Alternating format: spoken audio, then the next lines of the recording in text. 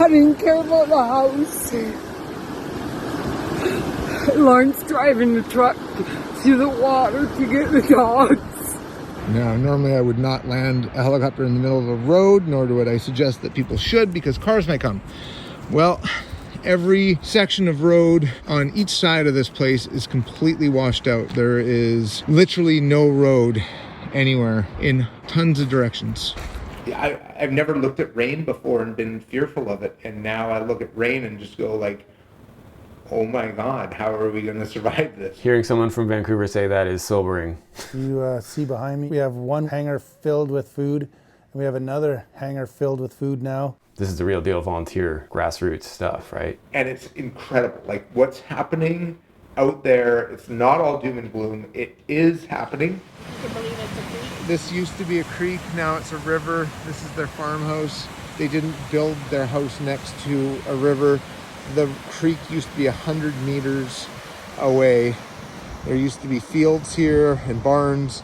It's all really amazing stuff, and it's been really cool to be a part of it.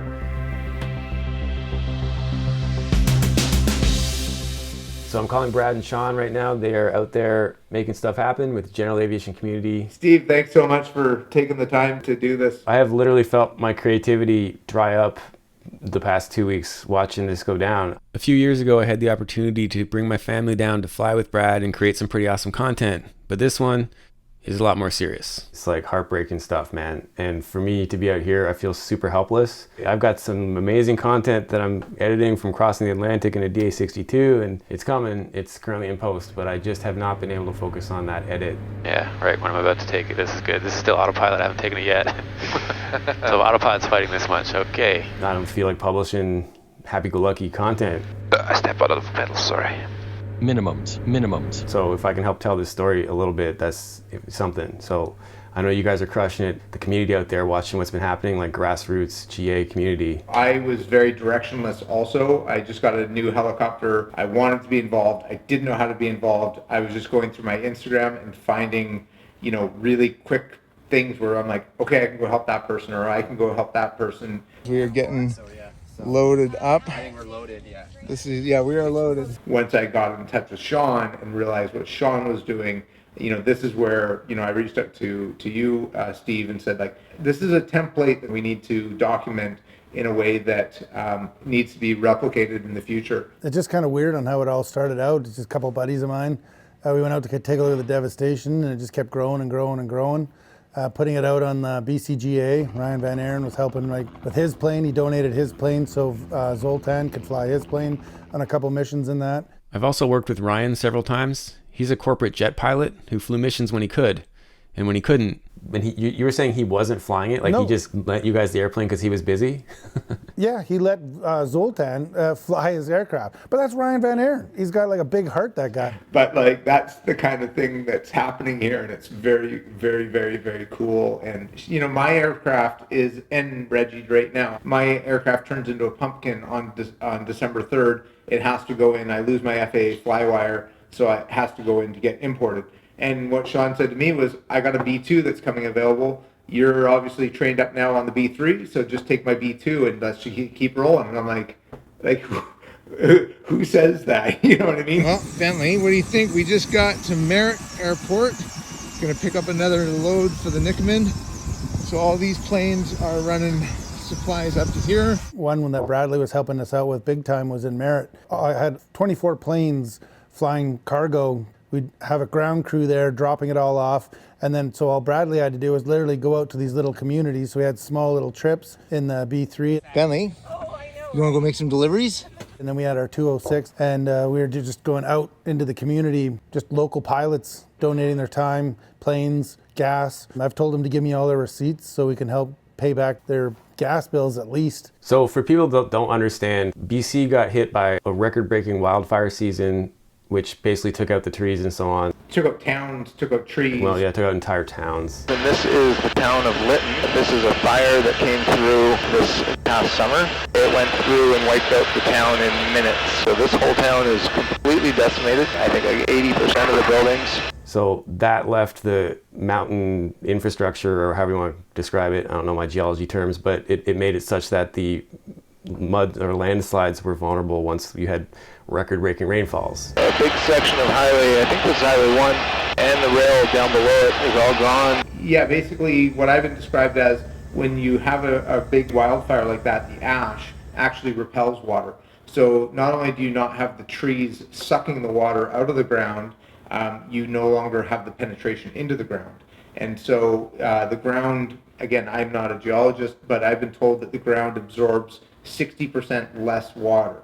So that coupled with, in some areas, up to 12 inches of water in a 24 to 36 hour time period, also with a fresh snow in the region, and it was a Pineapple Express. So we got a warm, early snow dump, warm weather hit, massive amount of rain, massive amount of melt and runoff, coupled with not absorbing into the ground, and it ran on top. And people look at the pictures and they're like, oh, this is stupid, they built a highway next to a river. And it's like, no, the river wasn't there before. And these people didn't build a house next to a river. They built their house next to a 10-foot wide creek that was 100 meters away. And that creek eroded.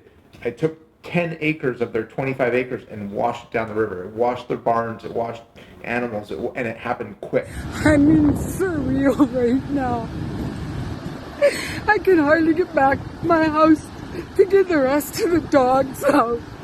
So this was not, like, oh, we're not built for this sort of thing and they should build better roads. No, we built for what BC gets. When you get 100 millimeters of rain or 200 millimeters of rain in a weekend in BC, you're kind of like, I guess I'm staying home this weekend.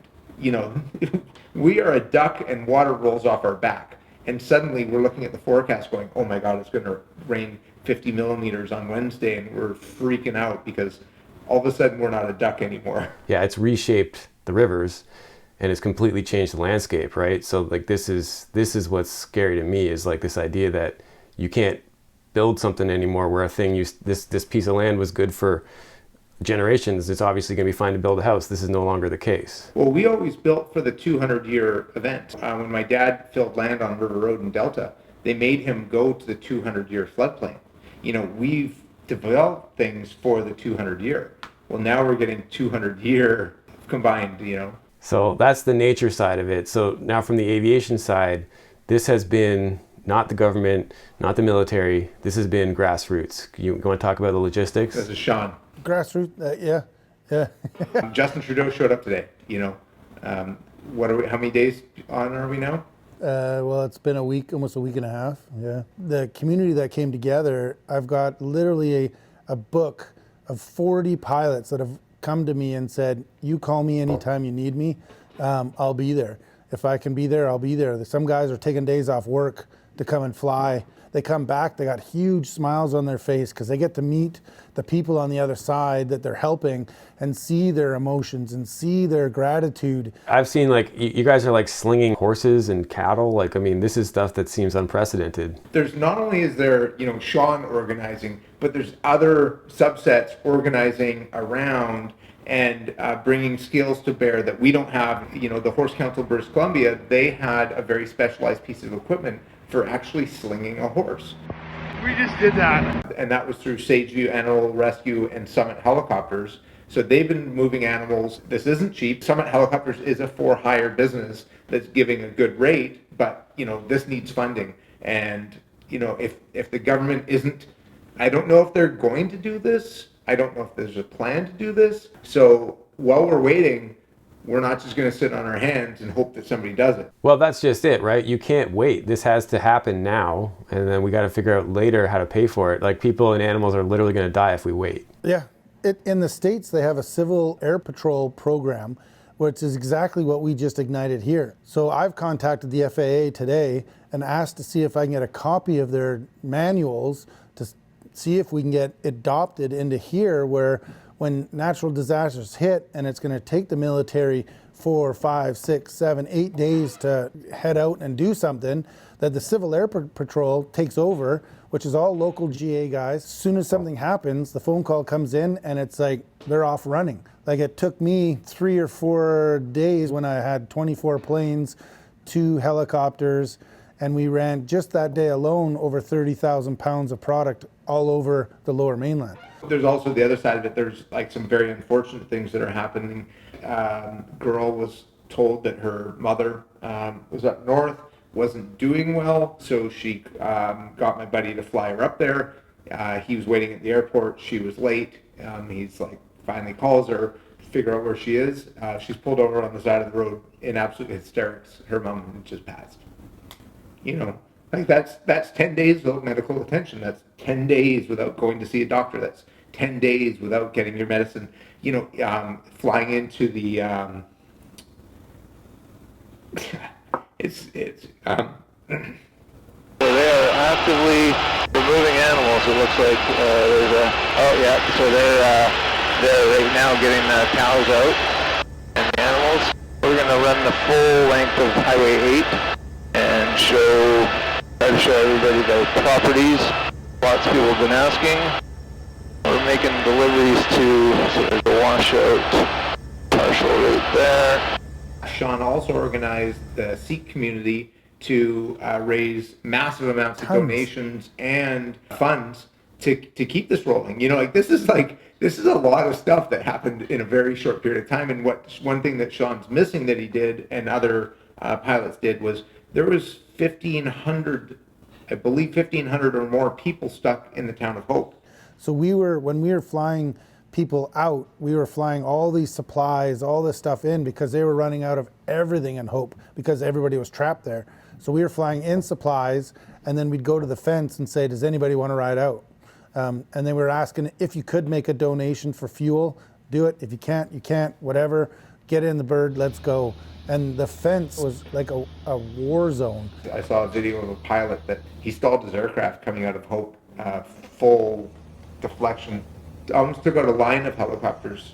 There also needs to be a coming of reckoning of what are your skills? Should you be doing this? Should you be going out? You know, like Sean saying, you know, I wasn't experienced enough to go out in that weather, and there's other guys that were better suited for it. You know, that's also part of the lesson of this, because the last thing you can do in an emergency situation is become an emergency yourself.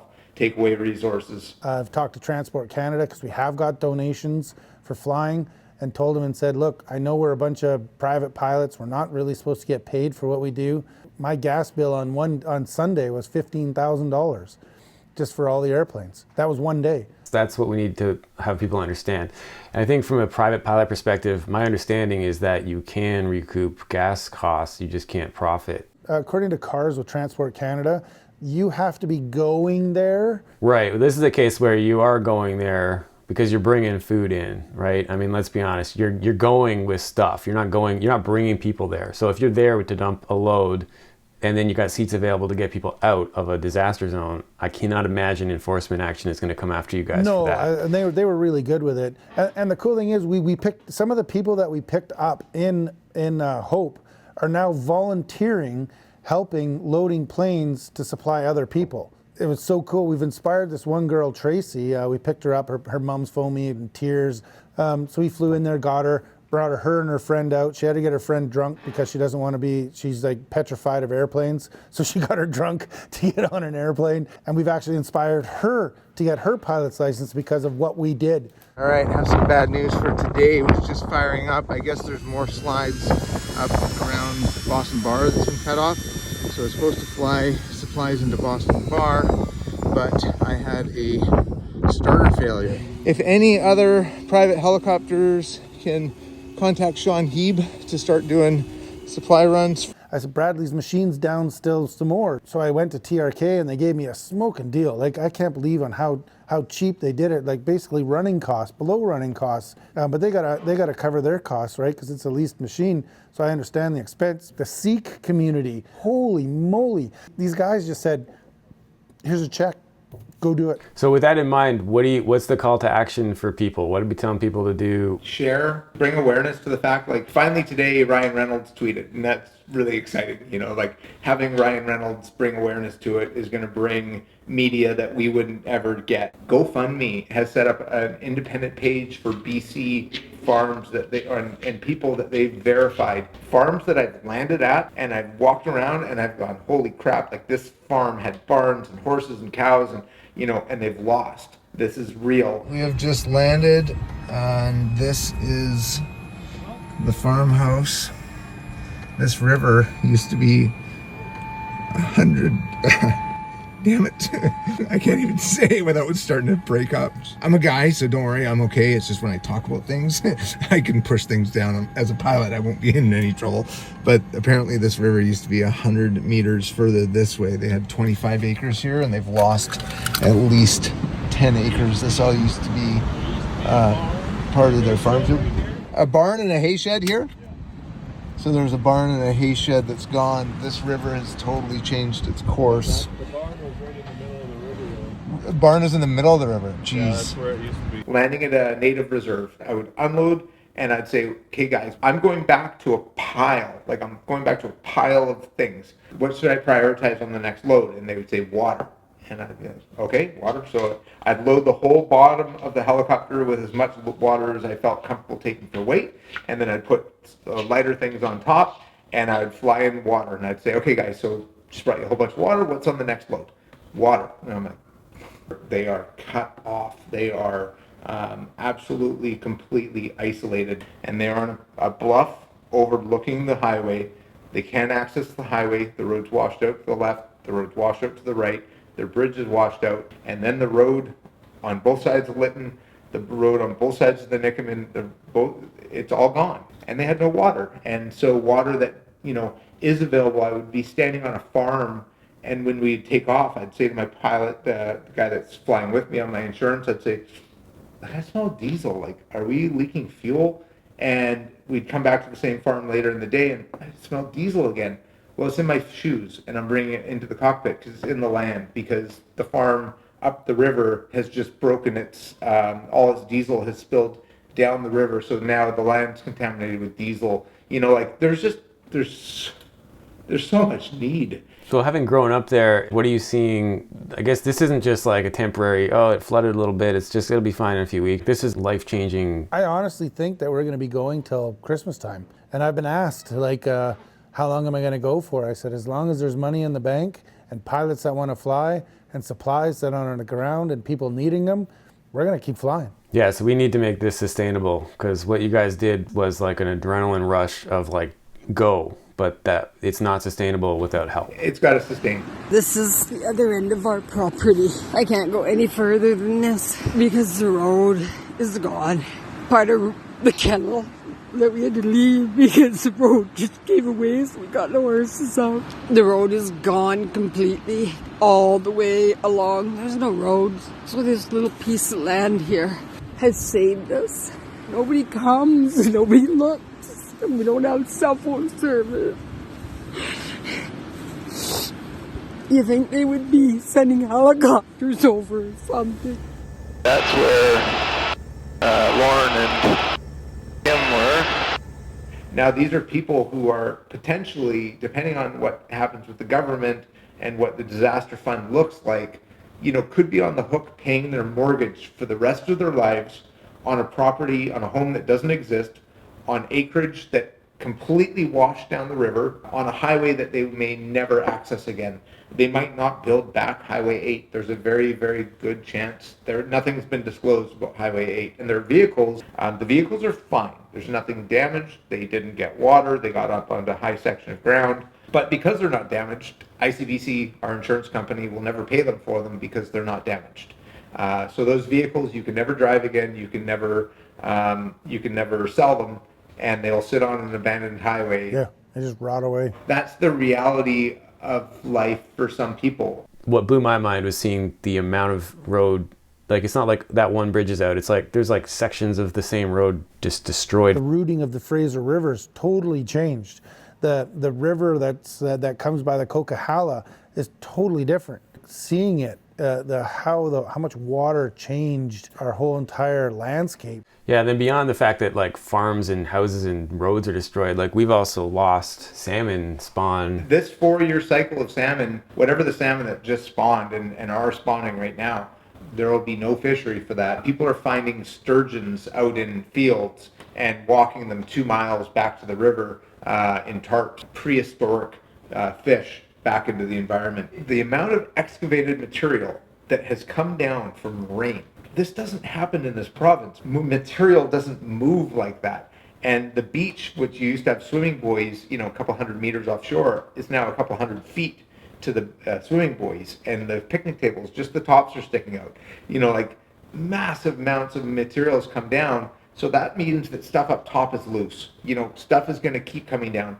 And what we're fixing now is going to be broken next week. And what we fix next week is going to be broken in a month. This is not over by a long shot.